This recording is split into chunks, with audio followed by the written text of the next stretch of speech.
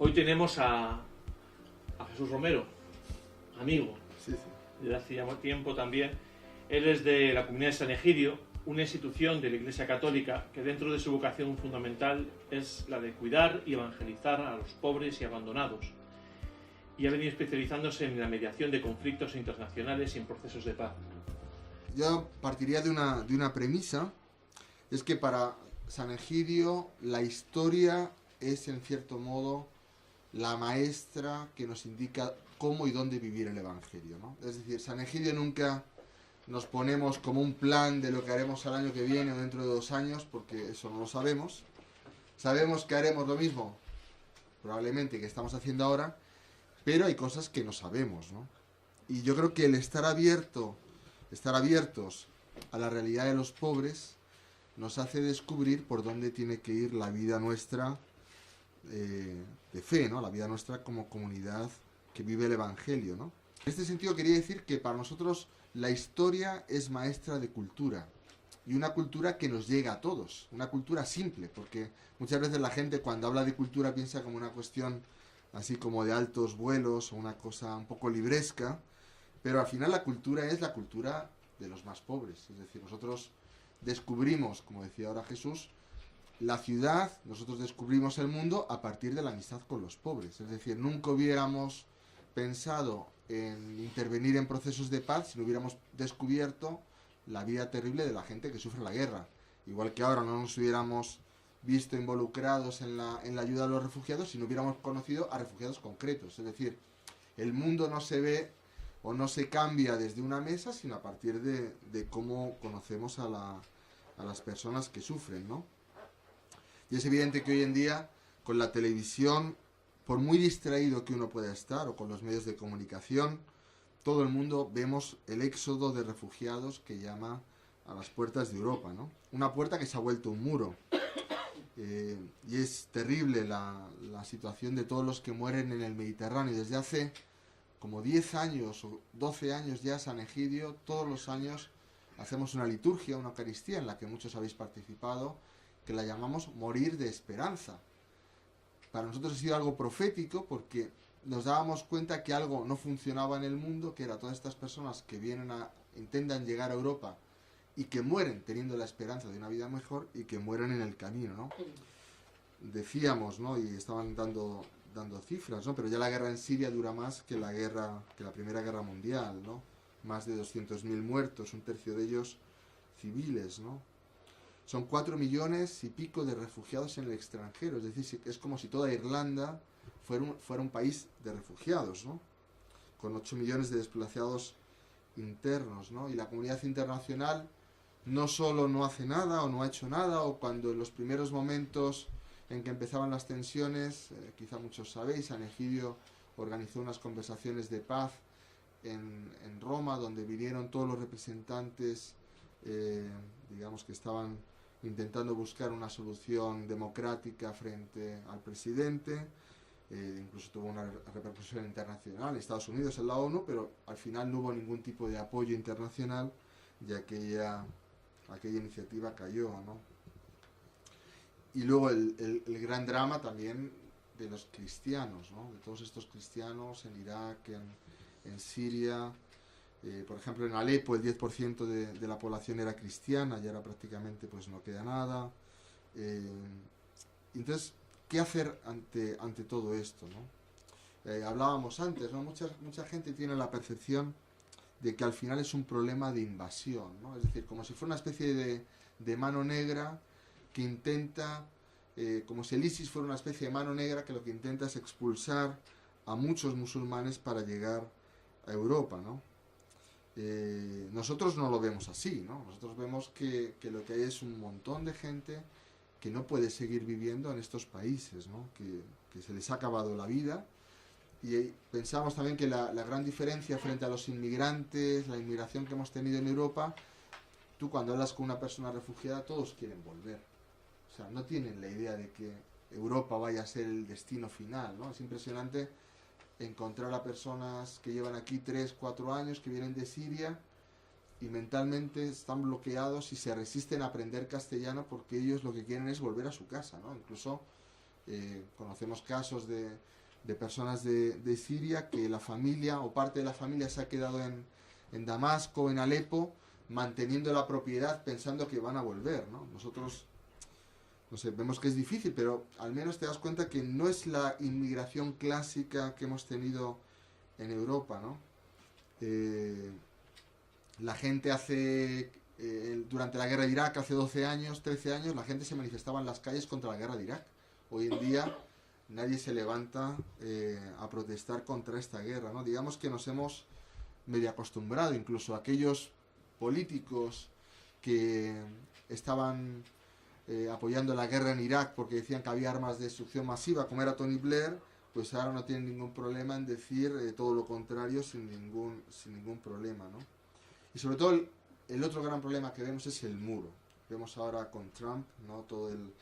Esta discusión que estamos teniendo sobre los muros, el muro que se ha construido también en Europa, las vallas, ¿no? Que al final los muros se levantan en primer lugar en los corazones, ¿no?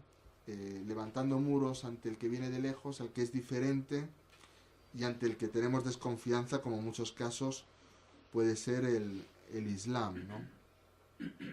Sabemos además, y esto los demógrafos lo dicen, ¿no? que en Europa hace falta gente joven, gente que mantenga el nivel de vida en el futuro, la producción. Incluso desde este punto de vista, cuando uno conoce a estos refugiados, te das cuenta que son gente que quiere trabajar, que tiene posibilidades, que ha estudiado, que tiene iniciativa, que son mucho más emprendedores que nosotros, ¿no? Que vivimos un poco aletargados, ¿no? Como sabéis, San Egidio, lo hemos hablado ya otras veces, si lo sabéis, tenemos esta vocación de trabajo por la paz, ¿no? O sea, nosotros en este momento hemos redoblado el esfuerzo de mediación en muchísimos sitios. O sea, digamos, en los últimos 3-4 años, aparte de haber mucha más gente implicada, estamos mucho más presentes, por ejemplo, en el tema de Irak.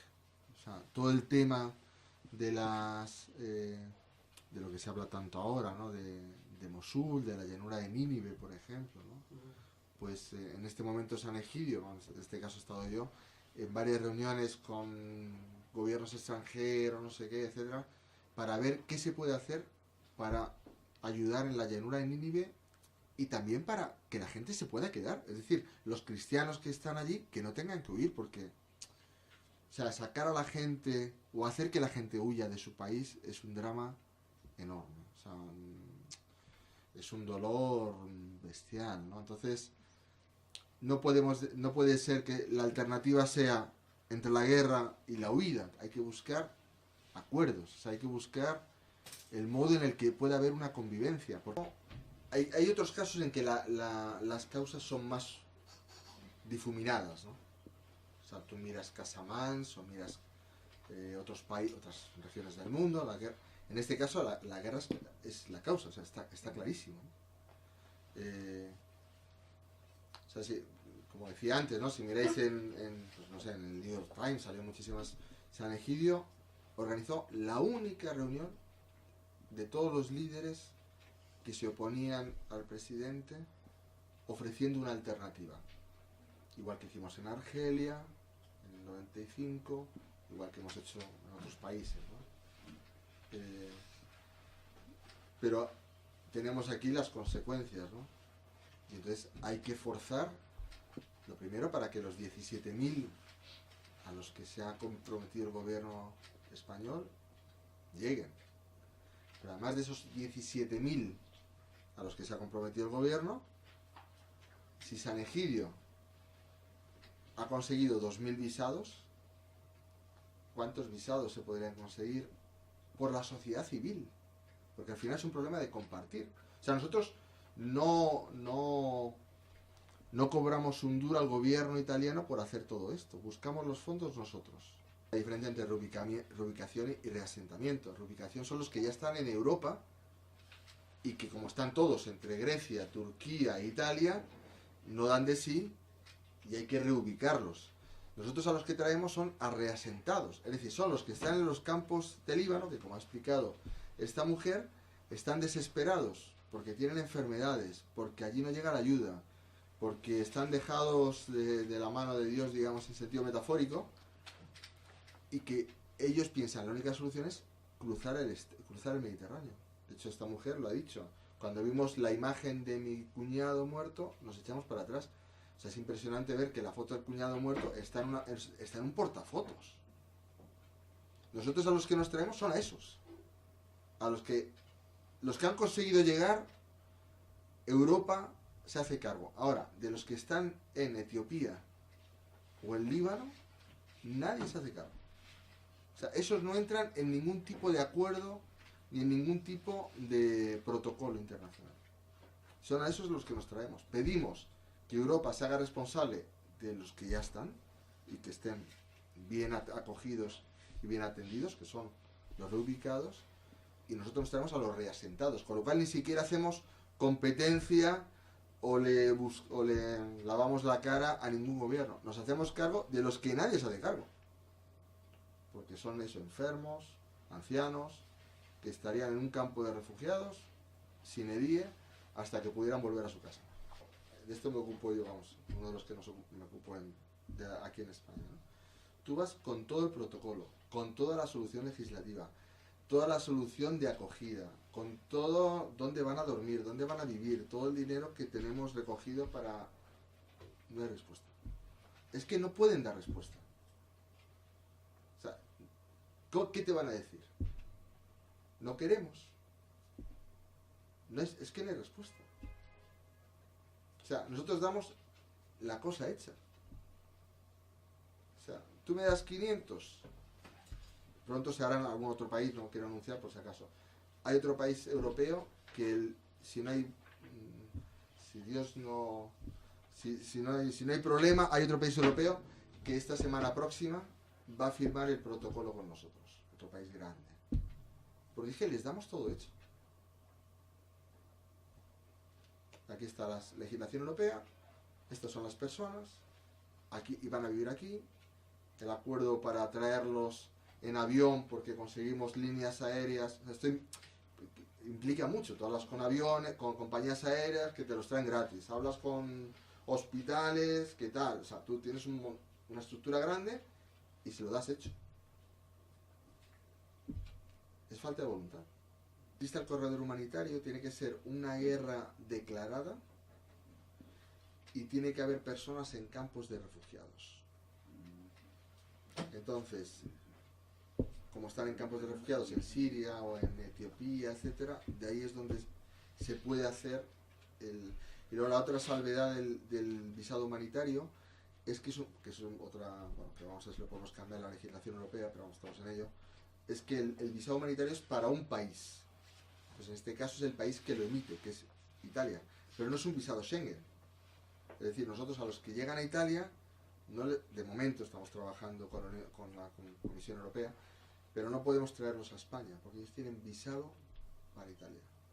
Cuando vino el Papa de Lesbos, visteis que trajo a todos, eran musulmanes. Luego hubo un segundo corredor humanitario del Vaticano, como lo llamamos nosotros, que trajo a otras personas, ¿no? Algunos habían cristianos. Era un ejemplo del Papa, de decir, no hay diferencia, ¿no?